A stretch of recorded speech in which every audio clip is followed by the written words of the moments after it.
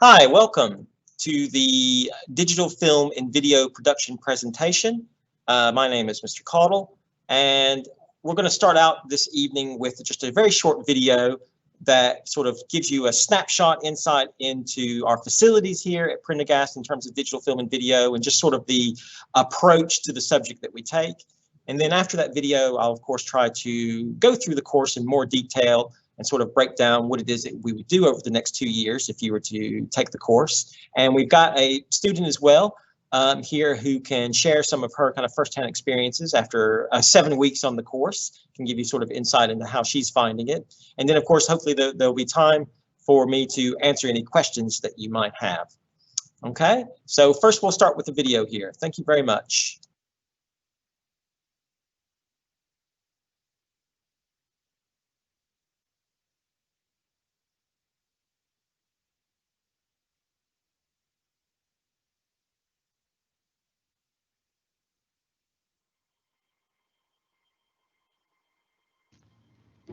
Completing the BTech Level 3 Extended Certificate in Digital Film and Video Production is a great first step for anyone interested in finding a career in the dynamic and increasingly growing film and media industry.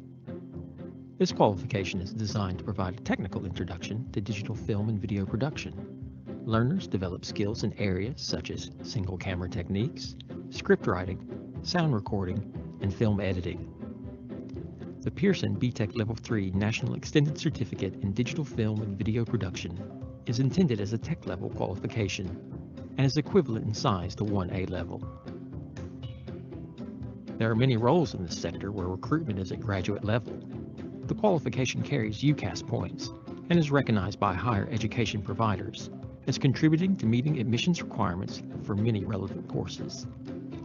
For example, if taken alongside A-levels in English and Business Studies, or Music and Art and Design, it could lead to a BA Honors in Film and Television Production, BA Honors in Film and Animation, Bachelor of Science Honors in Film Production Technology, BA Honors in Film Editing and Post-Production.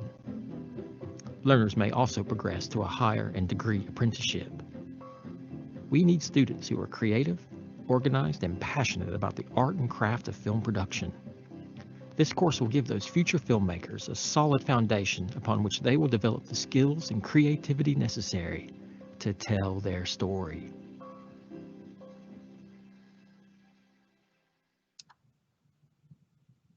Hi, hello, good evening, everyone. So my name is Mr. Caudle. I am the head of digital film and video production here at Prendergast. And as I said in the video, it is a level 3 extended certificate that we're offering in this tech level course. And it is the equivalent to one A-level.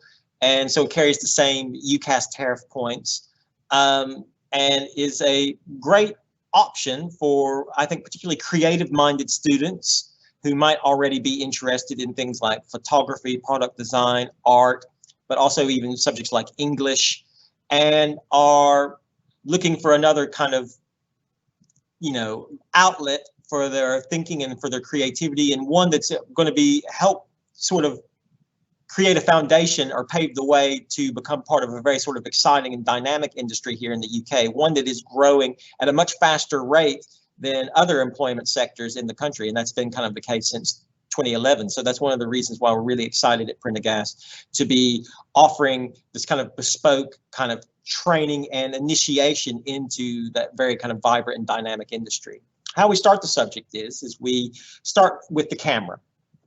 And our unit's called Single Camera Techniques, and we learn everything that we can. We use kind of high-end DSLR video stills cameras here, and students will become proficient in using those cameras, all the kind of manual functions on those cameras and the idea of changing lenses and things like that, but also to become proficient in thinking aesthetically or creatively and as to why certain camera shots and angles will elicit the response they will from an audience depending on the kind of story that's being told. And so we look at it from a technical point of view, but also a very kind of aesthetic and creative point of view as well, which I think is very important to have an equal mix of those aspects when we're trying to train people for future employability or future opportunities, whether it's through further or higher education.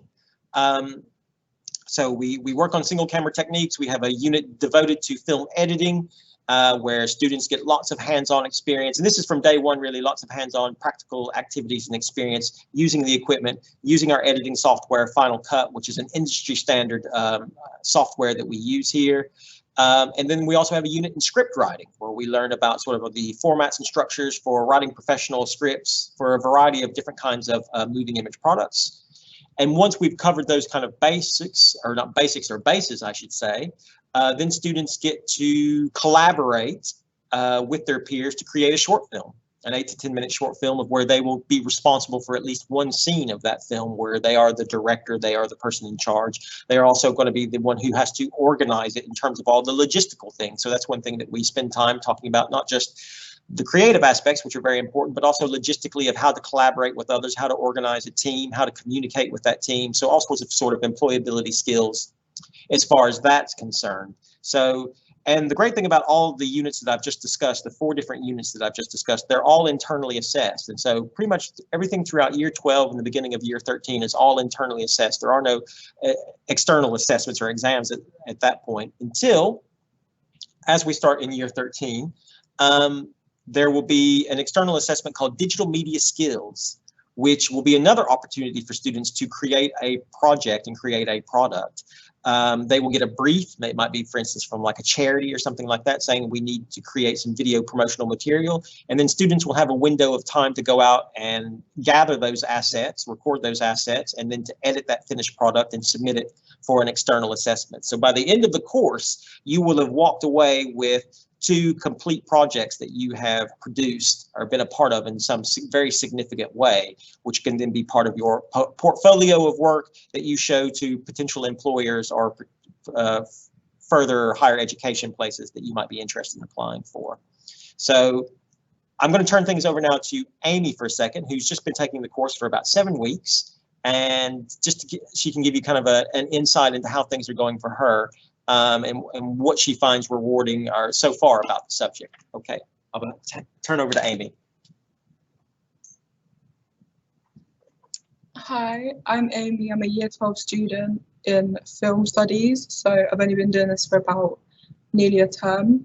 But I think that if you're really interested in film, maybe taking it as a future career, then this is a place for you, because you get first-hand experience of using cameras and editing and script writing, and it's very helpful to give you an insight to the film industry.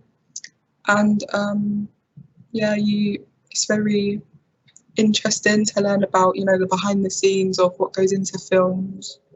I think it's very helpful. Great. And so we very much also have, to help foster this insight into the industry, into going towards employability, which is one of the kind of big remits of a B Tech as opposed to an A level perhaps. So we have outside guest speakers, professionals in the industry who come in and give master classes and workshops, either maybe virtually this year, but certainly in person, probably hopefully again starting from next September. And so that's a really kind of valuable aspect of the course, and kind of a key requirement of it being a B-Tech tech level, which is even more specialized than maybe kind of the average or the normal B-Tech. We also have a very dynamic and exciting film club here, where students get to watch and discuss films from a range of different places all over the world, in different cultures and different styles, kind of trying to expose them and expand their film diet beyond what they might just find in their day-to-day film viewing. And we also work very hard with students to apply for opportunities for places like the BFI Film Academy. We have a good relationship with the BFI, because the BFI is constantly offering workshop opportunities and short courses to help students, bolster their portfolio. We also have a very good relationship with Ravensbourne at the school here. And Ravensbourne is one of the kind of top sort of digital film productions schools for foundation and for higher education courses. And so that is a place that a lot of our students throughout all of our creative subjects eventually go to. And so we have a good relationship with them, helping students get kind of fast tracked into that program as well. So lots of emphasis is put on helping students beyond what they'll do here just in the course. And, very much future planning for them. So I'm going to turn things over. I see that there's okay, I'm just looking at there's a question about, is it better if you do drama at GCSE? There's absolutely no requirement for there to be any sort of drama course or drama background, or there's no prerequisite courses for GCSE to take this at A level.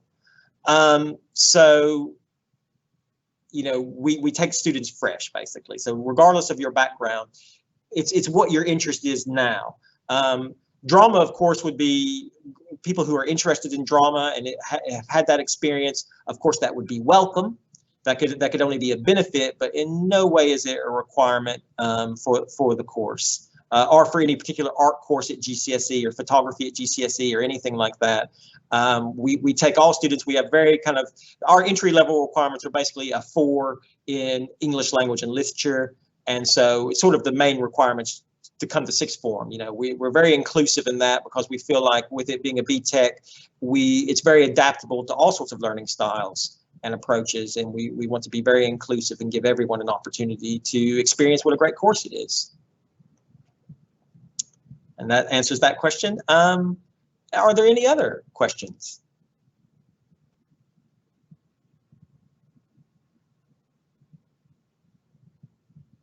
I hope you could see, you got a little sense of the facilities. We've got a really nice state-of-the-art kind of film innovation suite, we call it, with about 20 iMac computers loaded with Final Cut Pro. We have a range of different DSLR cameras, sound kits, lighting kits as well, which students are able then to check out. There's a whole procedure for them to check out and take out onto location to shoot their projects when it gets to that. And that's what my year 13s are currently doing at the moment, making their films. So I think it's an exciting course, and it's a dynamic industry that is ever growing. And so anything that we can do to help students find a place in it, we're very pleased to do. If there's nothing else, I hope I've explained things with enough sort of insight to give you a taste of what we're offering here. Someone said, you mentioned Ravensbourne. Sorry, let me just try to, if I can, okay. There's lots of great opportunities in terms of where students could go. Someone's asked, you've mentioned Ravensbourne. What are the destinations do students go to? One of the best schools for digital film or digital editing or any kind of broadcast technology is London College of Communication. It's part of the University of Arts. And so that's the Elephant and Castle campus. I've had many students in the past go there very successfully. Greenwich also university offers a very good program. There's also the UCA, the University. I'm trying to remember what the acronym of UCA stands for, but that is a college out in Farnham and Maidenhead, and they have a very excellent film and digital production program. And there are other schools, I mean, beyond London. You know, University of Kent at Canterbury has a very good program I've had students go to in the past. And of course, Bournemouth has always been very well regarded as a place for media studies in general and for film production. So lots of opportunities and lots of, and that's something that I'm working as. I'm a form tutor as well. I'm a sixth form tutor. And so, and a lot of my students, they sort of purposely put most of the film students in my form.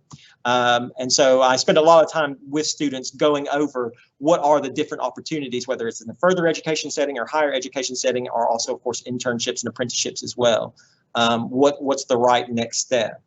I think there was what films do we analyze? So it's a very broad range of films, and a lot of it comes down to your choice as well, because so I like to show a very broad range of classic movies, but also kind of contemporary things. Everything from very classic movies to, we've looked at scenes from a film called Citizen Kane, which is like a very classic movie from the 1940s, to films like, in other classic films like The Godfather and things like that, and Pulp Fiction.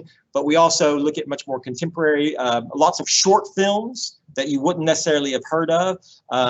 Also films like If Beale Street Could Talk, Spike Lee's Do the Right Thing.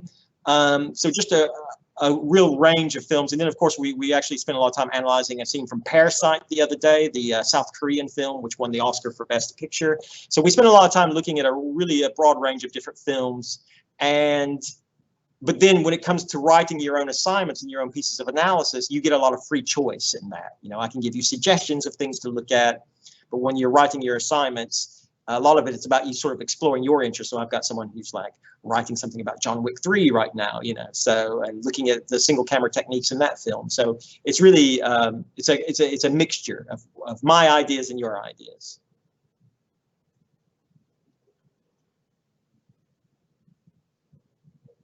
Okay, I think, any other questions though?